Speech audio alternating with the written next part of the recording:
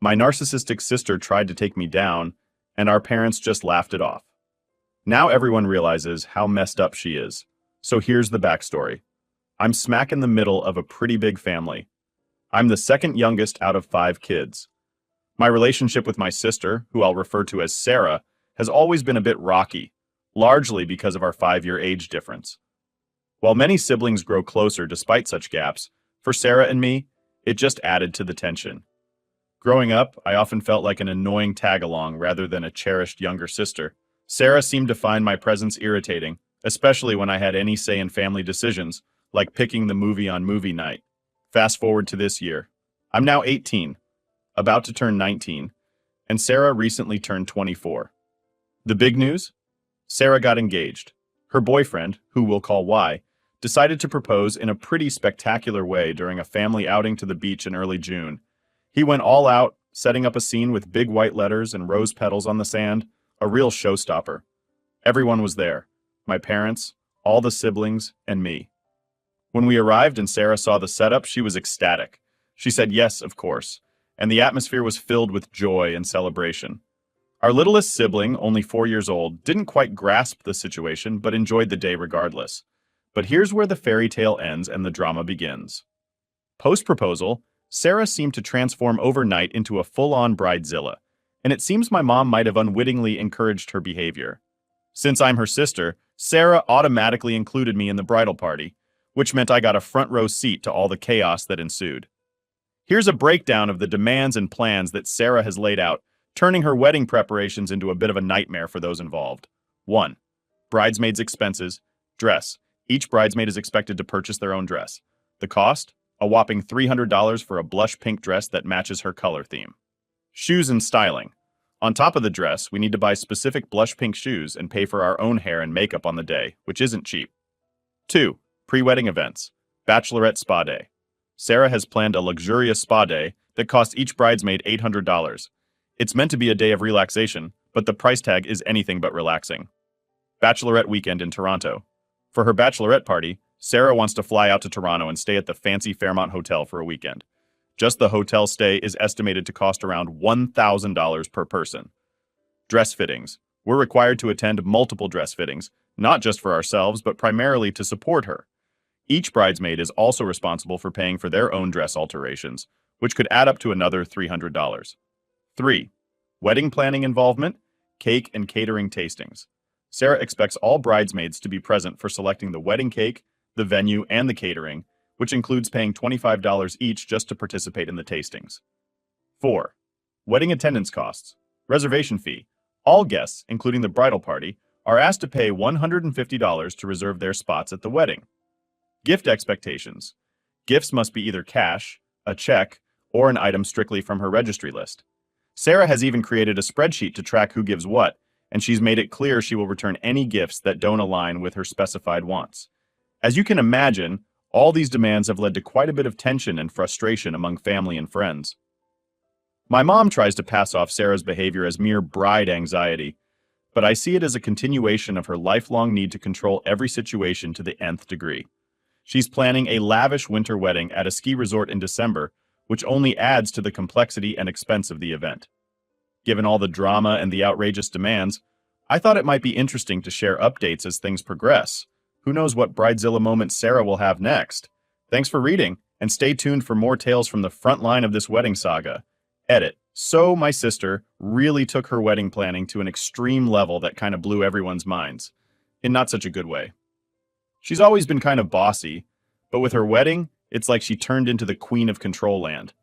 Let me spill all the details about what she's been demanding from everyone, especially us bridesmaids. 1. Beauty regimen. Sarah decided that all her bridesmaids need to look absolutely perfect for her big day. And by perfect, I mean she set up this super strict beauty schedule that we all have to follow. We have to go to hair and skincare appointments every 6 weeks to make sure our hair and skin are flawless. And yep, we have to pay for all this out of our own pockets. 2. Tattoo coverage. Anyone who has tattoos? Well, Sarah says those need to be covered up. The bridesmaid dresses are designed to cover from neck to ankles and wrists, so that does the job. But here's the twist. Sarah herself will be showing off her own tattoos with a sleeveless dress and her colorful hairstyle.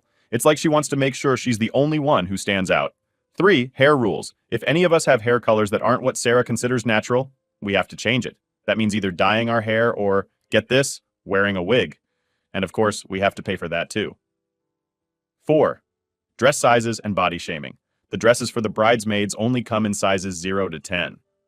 Sarah thinks that's plenty, but it's definitely not cool because not everyone fits into that range. I'm a size 12, and guess what? Sarah started calling me fat and even sent me a keto diet book. Can you believe that? 5. Communication rules. Here's a weird one. None of the wedding vendors, like the people taking care of the food, cake, or decorations, are allowed to talk directly to Sarah or her fiancé. Nope, they have to go through us, the bridesmaids. Sarah set up a special email just for wedding stuff, and we all have access to it. She expects us to know exactly what she wants without having to ask her, which is pretty much impossible and drives my mom nuts. 6. Guest deposits. Oh, and the guests? They have to pay a $150 deposit just to secure their spot at the wedding. If they don't pay, they can't come. Plus, we have to check if they're buying something from the wedding registry or giving cash. And it all has to be tracked. All of this has just been super stressful and honestly, pretty upsetting. It's like Sarah is trying to script her perfect day without caring about anyone else's feelings or budgets. My mom is super stressed about all these rules and costs too. She's worried about the guests and us, wondering why everything has to be so controlled and expensive. Edit 2. So after sharing all the crazy wedding drama and the super controlling stuff my sister Sarah has been pulling, a lot of you have been reaching out. It's made me realize that maybe my family dynamics aren't exactly what you'd call normal. It's kind of eye-opening, you know? I always thought this was just how families are, but turns out it's not really typical for things to be this intense or stressful. After reading all your comments and messages, I've decided to take some big steps to sort things out for myself. First things first, I'm planning to look into getting some therapy. My university offers counseling services, and I think it could really help me handle all this stress and maybe understand my family better. It's a bit scary to think about opening up to a stranger, but I think it's necessary. Another thing I'm going to do is try to move into my university residence a bit earlier than planned. Being at home is just too much right now, especially with all the wedding stuff and family pressure. I need a little space to breathe and think, and moving into residence early could give me that peace. Some of you have been super helpful with practical advice too. One person slid into my DMs with some really good tips about getting more control over my personal stuff. They suggested I should get my mom off my bank account because, believe it or not, she's still linked to it. That's pretty wild considering I'm 18 now and should probably start handling my own money. I'm planning to head to the bank to sort this out. I'll need to talk to the bank people about how to make my account just mine, which feels like a big adult move. The same person also reminded me to grab important documents like my birth certificate from my family files. This is super important because having those documents means I can be more independent and not have to rely on my mom or dad for every little thing. Speaking of parents, I texted my mom today while I was at work. I asked if she and my dad could sit down and have a serious chat with me about all this. I suggested we talk tonight when Sarah is over at her fiance's place, so it's just us. No distractions, no interruptions. I think it might help them understand where I'm coming from if I can talk to them calmly and maybe even show them this post. I want them to see how all this feels from my perspective, and maybe, just maybe, they'll get why I need to make these changes. So, yeah, that's the plan. It's a lot to tackle, but with all your support and advice, I feel like I can actually do this. I'm hoping this can be a fresh start of sorts, or at least a step towards something better. Thanks for all the support. It really means a lot, and I'll keep you updated on how things go. Edit 3. So, I've been thinking a lot about everything you guys have been saying in the comments, and you're totally right. Things with my family are definitely not normal. It's weird how you can grow up thinking all families are like yours, but then you find out that's not really how it's supposed to be. It's a lot to take in. I was at work today, just doing my usual stuff, but I couldn't stop thinking about all the things you all pointed out. So I decided to call my aunt. Now, just so you know, my aunt is pretty cool. She's actually my godmother too, and she's always had my back. She's one of the few people who totally gets how out there my mom can be. She even says my mom is nuts. We had a long talk on the phone about everything, not just the crazy wedding demands from my sister Sarah, but also how my parents have been treating me differently from my siblings since I was little. That's what you call favoritism, where parents sort of pick favorites among their kids, and it's not fair. My aunt really listened and understood where I was coming from, which felt awesome, because sometimes it feels like I'm overreacting, but she confirmed I wasn't. My aunt thinks I need to sit down and have a serious heart-to-heart with my parents. Not just about the wedding stuff, but about how things have been since I was a kid. She said it's important to clear the air and let them know how I've been feeling. Honestly, that's kind of scary to think about, but she's right. She also said she'd be on standby for me, which is super reassuring. Here's the plan. Once my shift at work is done, I'm going to head home and pack a quick overnight bag. My aunt said she'll swing by and pick it up so I can have some essentials ready, just in case I need to crash at her place for a bit after the talk with my parents.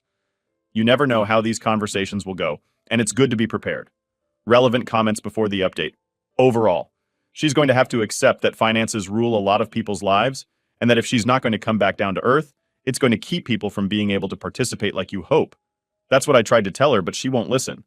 Her fiancé makes $120K plus a year as a tech dude, and she's an accountant making $100K herself, so it's easy for her to afford this.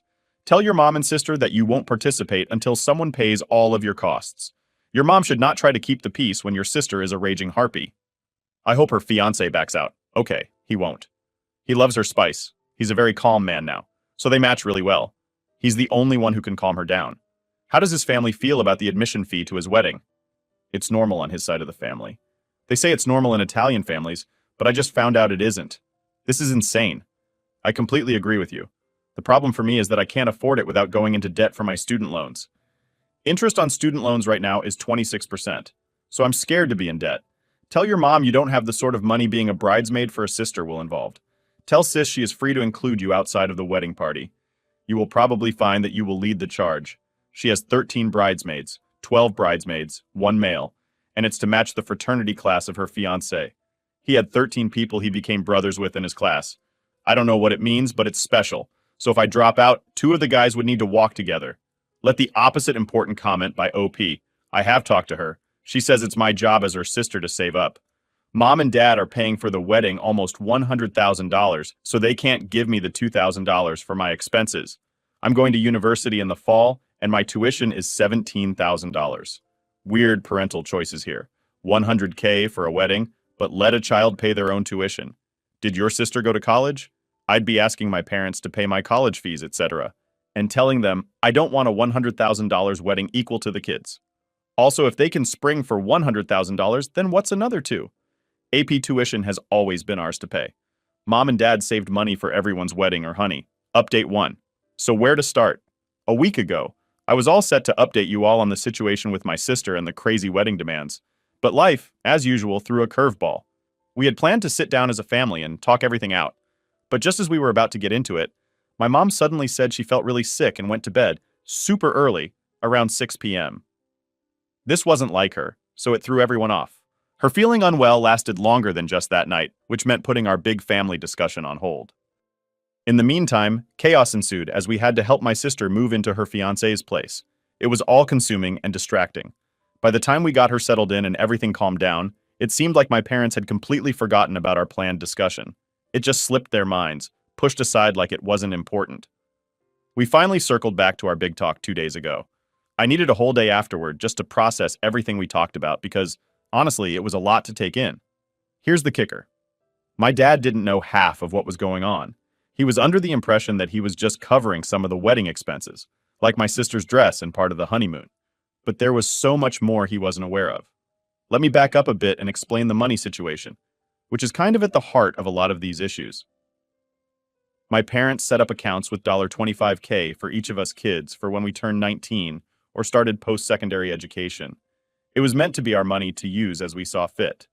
I just turned 19, and my dad was getting ready to transfer my share to me when all this blew up. But here's where it gets complicated. Shortly after my sister got engaged, she had this big heart-to-heart with my mom where she played the victim card, saying she felt left out and overlooked. My mom, bless her, tends to be a bit too soft-hearted and ended up feeling really guilty.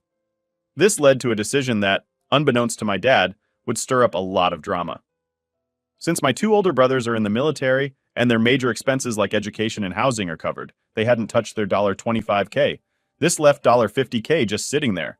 Combine that with the $25K from my sister's account and my $25K, and suddenly, there's a lot of money in play. My mom decided to redirect some of this money to fund my sister's increasingly lavish wedding plans. My mom figured that since I had saved up $17,000 on my own, she could just give me $15K later for something like a car, a house down payment, or even my own wedding, assuming that would be enough. What she didn't realize was how this would affect everyone else, especially me. Now, about my sister, she's always been kind of manipulative. She knows exactly how to play on people's emotions. Thanks to some insightful comments from you all and resources from various subreddits, I've started to see the patterns clearly. My sister used my mom's guilt over past issues to her advantage. Here's some important background.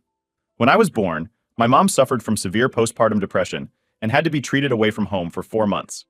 This left my dad to juggle everything with a newborn, 2 young boys, and my sister, who was about 5 at the time. We had a nanny to help out, but obviously the nanny couldn't replace the emotional connection with our mom. This affected my sister deeply. She felt abandoned and left out, especially since the nanny was more focused on taking care of me as a baby.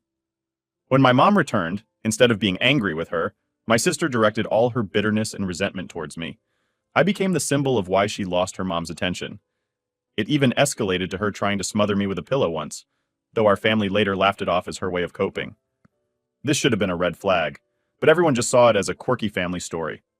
As we grew up, my sister's tactics evolved from fighting over toys to manipulating situations to get more significant things, like trips or even controlling how the family money was spent. This latest scenario with the wedding funds is just the latest chapter in a long history of her using emotional manipulation to get her way.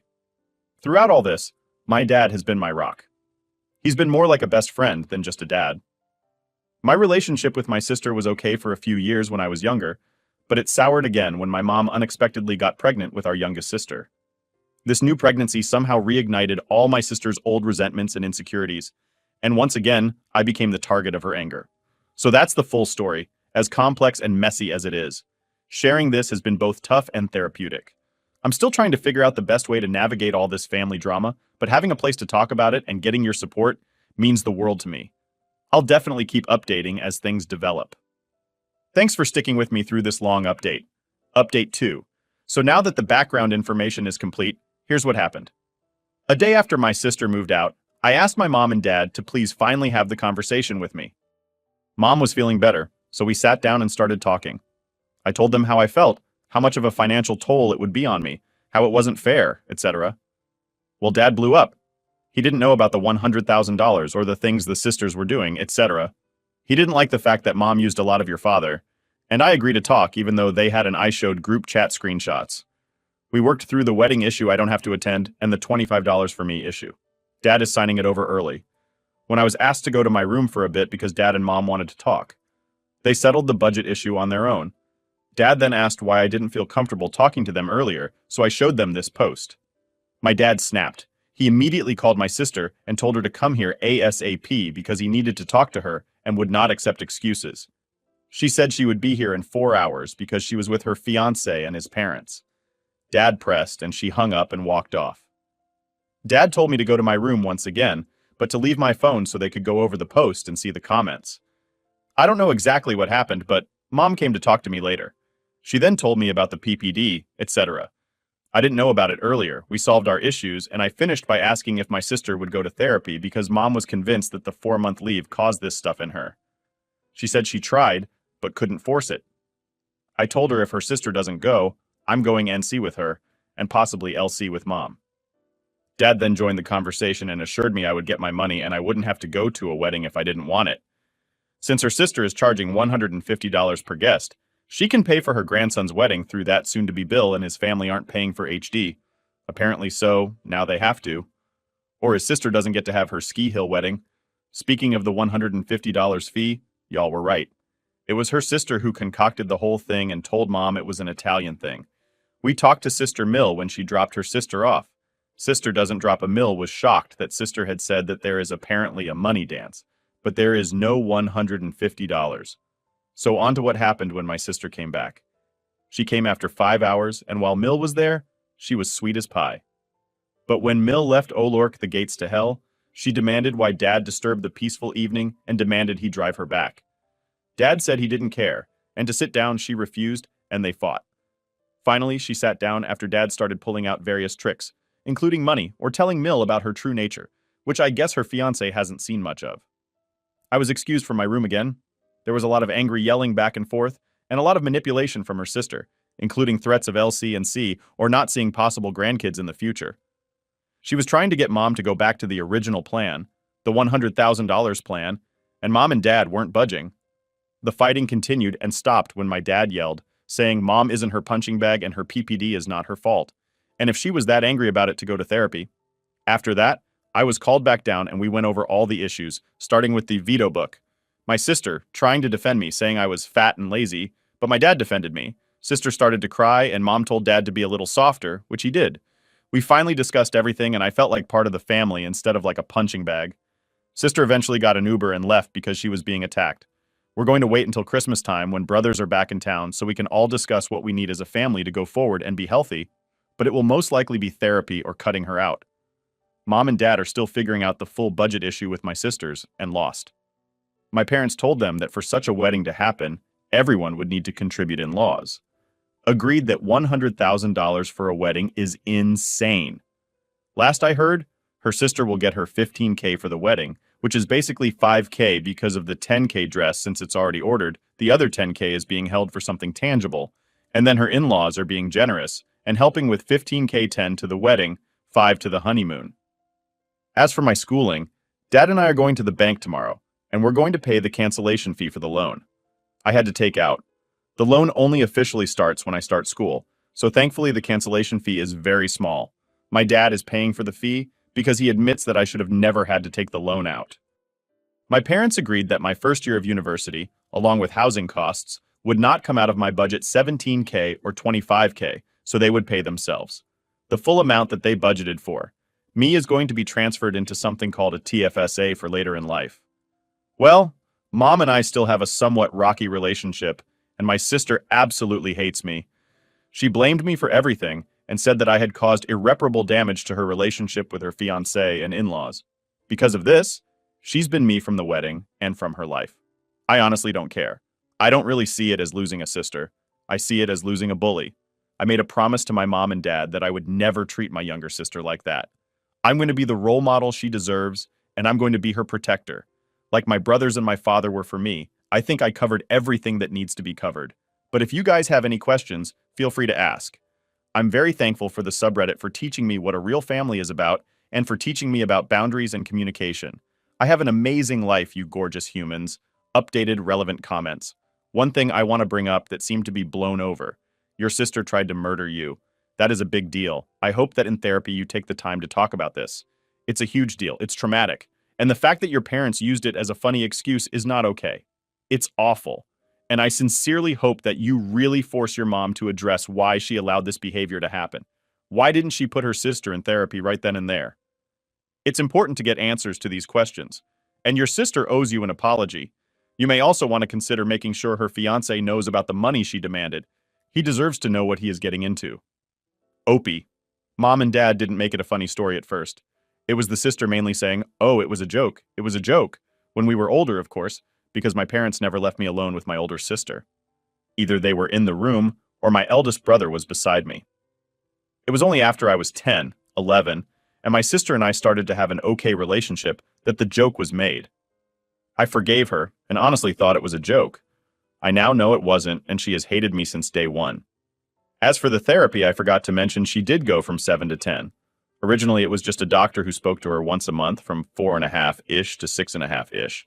But she learned how to say exactly what they wanted to hear, so they discontinued the need for visits. My dad was okay with this. My mom wanted the second opinion and found the best child psychologist in Alberta for my sister, and they took her on for 3, almost 4 years towards the end. They said they taught her everything and helped her with trauma, etc., but I feel like she just became really good at telling them what they wanted to hear. As for her fiancé, he knows I texted him a long text and voice message, and we talked on the phone for 2 hours.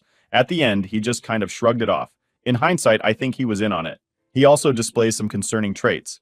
Do your parents feel like they failed your sister by letting her go on like this for so long? She was neglected and tried smothering you with a pillow, and it was a family show. I feel like your parents are dumping all the mistakes they made on her when they're just as involved. I definitely do think it played a role.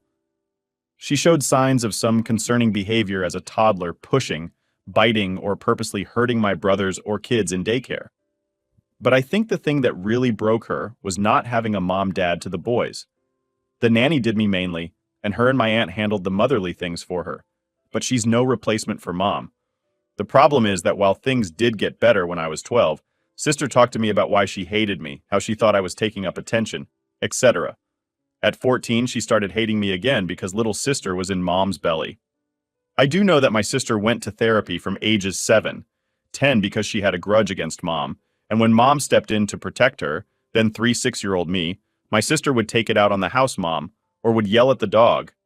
Yeah, your dad doesn't just get out the blame by saying he decided not to raise her because he wants to raise the boys, the same way your mom doesn't get to cater to her every demand. This is literally awful parenting you're describing, which made your sisters insane. I understand you like your dad, but from her perspective, I think they both created her and are a huge part of the reason you spent your life being bullied. They failed both of you so badly by not seeing the severity of her apology. She never stopped being that neglected at 5 years old. Okay, I mean, it's not like dad chose to only raise the boys. I mean it in the sense that we only had one car. The boys were both in football, hockey, and lacrosse. They were always on the road. And when dad was there and he would take sister out on father-daughter dates 2 times a week, she would get upset if she didn't get a new toy or a new gadget. She loved these things called pixel checks, even when she stopped using them. And I wanted to play at 3. She suddenly became very possessive over them, and it month too. Mom was allowed to stay for weekends with us, and she would stay with her sister, watching movies, braiding hair, reading stories, etc. I honestly don't think that is neglect. They stepped in when she showed worsening signs, and I was never ever alone with my sister because of the pillow incident. They took her to therapy, and the doctors gave her a clean bill of health. I honestly just think she's a master manipulator. Opie, in another comment to show you what she's like, she stole her fiance from another girl she knew, all because she wanted him and didn't care about the other girl. Therapists often wait until a person is over 18 to diagnose BPD, hoping that a child will grow out of the behaviors of an adult. People with BPD are often master manipulators and can fool therapists by masking their behaviors, lying about their actions, and lying about how they feel in a very believable way. Almost like an actor playing a role. They always have a reason in their heads for why they are doing what they do, which can fool others who do not see both sides of the story. Well, as a PhD, I'm about to go down another rabbit hole. My sister will refuse to go to a doctor, though, unless it was to prove she was right all along. They didn't even let me have a LOL Lucy doll without stealing it and burning the damn thing. Going to NC seems to be the best option for people around those with untreated BPD. Don't feel bad about it. Your life will be much more peaceful without the drama and crazy accusations. Don't worry about getting your sister into therapy either. Therapy only works if you are honest and willing to change. Often people with BPD are neither. You should look into therapy for yourself. I did, and it really helped me. Along with reading forums for families dealing with these kinds of issues. Parents are often enablers who try to keep the family together out of a desire for normalcy. But having a disordered sibling is anything but normal. Once you recognize it's not normal, you can begin to heal. Oh yeah. Mom has a therapy session this Monday for the money and guilt trip thing. Her and her dad have couples therapy after I'm starting therapy on my own for a plethora of things. My brothers. Well, they're hundreds of kilometers away, so I don't know what's going on with them. And my sister is playing house. My little sister wasn't there when the argument happened. We made sure she had a play date with her friend from daycare. Update 3. 3 months later. Hey everyone. I figured I would update you since it's been a very long time. I apologize. I lost the log into this account, but just found it. So on to the update. Family therapy is going really well. My 2 brothers were given temporary leave to come back to Canada. They were both stationed overseas for a bit.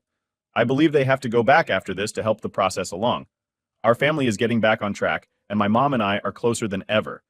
It honestly feels like I have my best friend back. As for my sister, honestly, I don't know what's going on with her. A friend of mine still follows her social media, and everything seems well. The wedding was moved up to November 26th instead of December 17th, like she originally planned. She and her fiancé have bought a place, apparently, and this is rumored she's pregnant. She's cut all of us off. And her fiancé. His family is talking as HD about us, but we're holding strong. In other more exciting news, I'm loving Ottawa. I go back home once a month for in-person therapy, but I also have 3 virtual sessions monthly on top of that. My oldest brother's getting married, so while I lost a terrible sister, I gained an amazing sister. She's so sweet.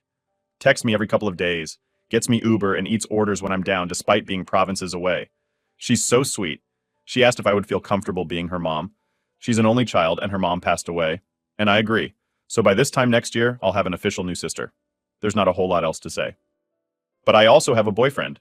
He's in the army too. Couldn't get away from it, I guess. And very supportive and loving. Our 1-month anniversary is in January, and I'm looking forward to it. Anyway, thank you so much, Reddit. You are all amazing, beautiful, and soulful humans, and I hope you all have prosperous, healthy, and fruitful lives. I love you all. Sincerely cute. Update 5. Hello, everyone. A lot of people wanted to know what happened at the wedding yesterday, so I will provide the update. My family and I were banned from going, but my cousins and friends and her husband's family filled me in. So, not a whole lot happened at the ceremony. The Mog mother of groom showed up in an off-white dress, and a few people brought their kids, despite it being a child-free ceremony. But no true drama happened until the reception.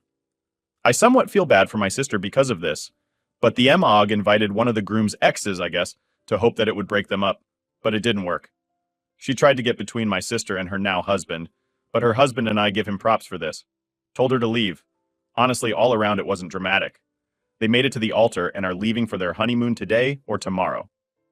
But one thing that was confirmed is that my sister is definitely pregnant at the end of the wedding speeches. The groom said his with a slideshow, and the last slide was an ultrasound picture and baby. Last name. Sorry, it isn't much of an update.